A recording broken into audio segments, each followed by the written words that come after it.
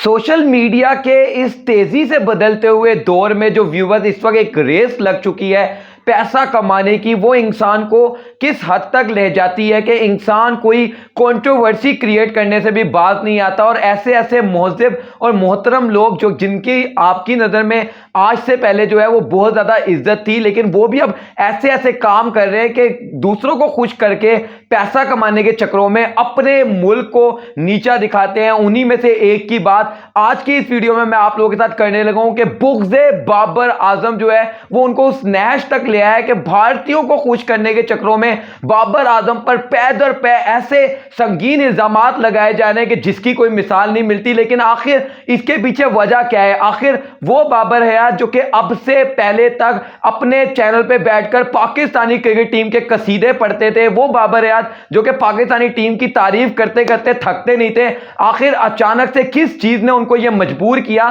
कि वो बुग़्ज़े बाबर आजम में इतनी आगे निकल गए हैं कि उनको पाकिस्तानी टीम का भी ख्याल नहीं है। वो पाकिस्तानी टीम जो कि वर्ल्ड कप खेलने के लिए भारत में मौजूद है उसका भी ख्याल नहीं है। आज की इस वीडियो में तमाम तर हवालों से बात करेंगे। बिस्मिल्लाहिर्रहमानिर्रहीम, अस्सलाम वालेकुम। क्रिकेट विद मी के एक और वीडियो के साथ मोहम्मद यासिर अली की खिदमत में हाजिर है। तो दोस्तों, वीडियो हमेशा की तरह बहुत ही इंटरेस्टिंग और बहुत ही इंफॉर्मेटिव होगी, मगर सबसे पहले आपसे रिक्वेस्ट है कि जितने भी नए व्यूअर्स हैं जल्दी से हमारे इस YouTube channel cricket with me को कर दीजिए सब्सक्राइब और साथ ही साथ बेल आइकन को लाजमी हिट करिएगा। तो व्यूअर्स, आजकल तमाम तर पाकिस्तानियों ने एक फंडा बना लिया है कि भाई अगर पैसा कमाना है तो बाबर आजम पे तनकीद करो और चारों तरफ पैसा ही पैसा कमाओ, चारों तरफ आपके पैसा ही पैसा होगा। और उन्हीं में से एक नाम जो है वो पाकिस्तान के senior most sports journalist Babar Hayat ने पकड़ लिया है। Being a senior most sports journalist, उनसे एटलीस्ट मैं इस तरह की हरकत एक्सपेक्ट नहीं करता था, उनसे मैं इस तरह की बातें एक्सपेक्ट नहीं करता था। लेकिन of late senior sports journalist Babar Hayat ने बाबर आजम के खिलाफ ऐसी ऐसी कंट्रोवर्सी क्रिएट की है, ऐसा ऐसा प्रोपोगंडा किया है जिसकी कोई मिसाल नहीं मिलती। और आज तो व्यूअर्स हद ही हो गई। आज जो उन्होंने बाबर आजम पे इल्जामात लगाए हैं, पहले उनके हवाले से आपको बताऊंगा और माजी में क्या क्या इल्जाम लगाते रहे हैं उनके हवाले से बताऊंगा। फिर आपको यह बात बताऊंगा कि आखिर वो ऐसा कर क्यों रहे हैं, आखिर उनको इस करने को मिल क्या रहा है, ये करने से मिल क्या रहा है। असल तो बात वो है ना, उस हवाले से भी आपको बताएंगे। तो सबसे पहले तो बता दूं कि आज बाबर हयात ने बाबर आजम पे इल्जाम लगाया कि भाई उन्होंने चौधरी ज़का अशरफ को ये धमकी लगाई थी कि भाई अगर मेरी मर्जी की टीम सेलेक्ट नहीं की जाएगी, अगर मेरी मर्जी से हसन अली को वर्ल्ड कप स्क्वाड में सेलेक्ट नहीं किया जाएगा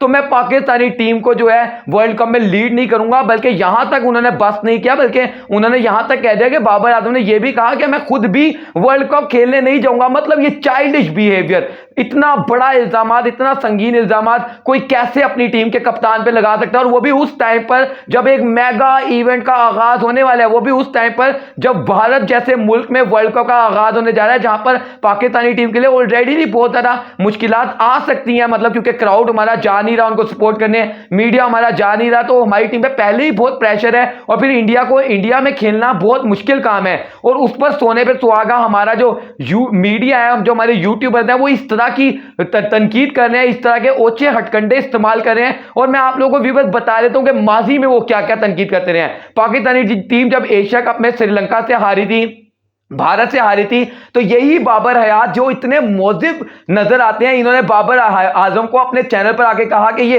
घंटे का किंग है, ये एक नंबर, ये इन्होंने कहा ही इज एन एनिमल। इन्होंने यहां तक कहा व्यूअर्स कि ये इंसान नहीं है, ये डंगर है। मतलब इतनी खराब लैंग्वेज इन्होंने बाबर आजम के हवाले से इस्तेमाल की कि इन्होंने कहा ये इंसान नहीं है, ही इज एन एनिमल, ये डंगर है। मतलब हमारी टीम के कप्तान के बारे में ये जबान इस्तेमाल कर रहे हैं बाबर हयात साहब। और वो बाबर हयात साहब जिनके अपने चैनल पर अगर कोई 2 से 3 कमेंट ऐसे आ जाएं जो तनकीद वाले कमेंट हो, तो आकर कहते हैं जी मैं इस तरह की जबान बर्दाश्त नहीं करता, मेरे से कभी नहीं बर्दाश्त होती कि कोई मेरे खिलाफ आकर इस तरह की जबान इस्तेमाल करे। तो भाई साहब, जब आपसे बर्दाश्त नहीं होती तो फिर दूसरे के ऊपर भी थोड़ा हाथ होला रखो, और वो भी पाकिस्तानी टीम के कप्तान के ऊपर आप ऐसे सख्त आ रहे हो तो फिर खुद भी बर्दाश्त करो। फिर अब मैं आप लोगों को व्यूअर्स बता देता हूं कि ये जो इतनी तनकीद हो रही है, ये जो all of a sudden 24/7 Urdu news पर बैठ के जो बाबर आजम के कसीदे पढ़े जाते थे, अब वहां भी बाबर आजम की बुराई शुरू हो गई। आखिर वजह क्या है? तो वजह मैं आप लोगों को बताया दूं कि दरअसल बाबर साहब को ये एक चीज पता लगी है, सर बाबर हयात सर जी को,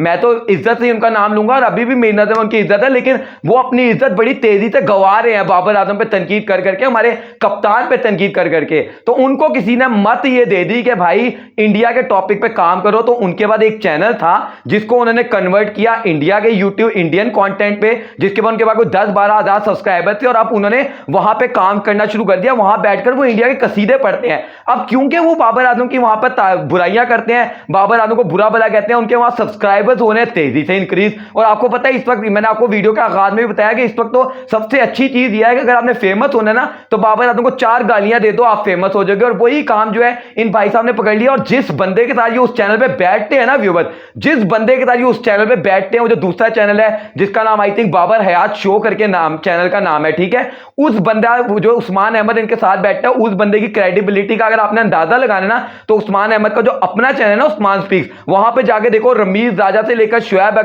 अख्तर से लेकर बाबर आजम से लेकर रिजवान फखर जमान, सबको ऐसी ऐसी आला जात की गालियां दे रहा होता है वो इंसान, क्या आप लोगों के कानों से धुआं निकलना शुरू हो जाए। यकीन करें लिटरली आप अपनी फैमिली के साथ बैठकर वो वीडियोस नहीं देख सकते। तो वो बंदा जो अपने चैनल पे बाबर आजम को ऐसी गालियां दे रहा है, बाबर हयात साहब उसके साथ बैठकर बड़ा प्राउड महसूस करते हैं और समझते हैं कि पता नहीं कितने बड़े इंसान के साथ वो बैठ के शो करे। तो सिर्फ और सिर्फ इस चक्रों में कि उनका वो चैनल भी फलता फूलता रहे, इनका वो चैनल इंडियन कंटेंट पे फलने फूलने लग जाए, तो इन्होंने एक तरीके से एक कंट्रोवर्सी क्रिएट कर दिया, एक तरीके से वो एक एजेंडे पे काम करना शुरू कर दिया, बुग़्ज़े बाबर आजम पे काम करना शुरू कर दिया कि अब ये बाबर आजम को देंगे गालियां और खूब कमाएंगे पैसे। और आप यकीन करेंगे इनका वो चैनल आप जाके देखें कैसे तेजी से ग्रो हो रहा है। आपको पता है कि इस वक्त पाकिस्तान में हर यूट्यूबर जो नेगेटिविटी फैला रहा है, जो गंदगी फैला रहा है, वो यही काम कर रहा है कि 4 गालियां बाबर आजम को देता है और समझता है कि मैंने पता नहीं कितना बड़ा काम कर लिया। लेकिन माजरत के साथ कि आपका कद जो है ना दिन ब दिन छोटा होता जा रहा है। आज जो मैंने बाबर हयात की जो वीडियो देखी है, जिसके बाद मैं मजबूर हो गया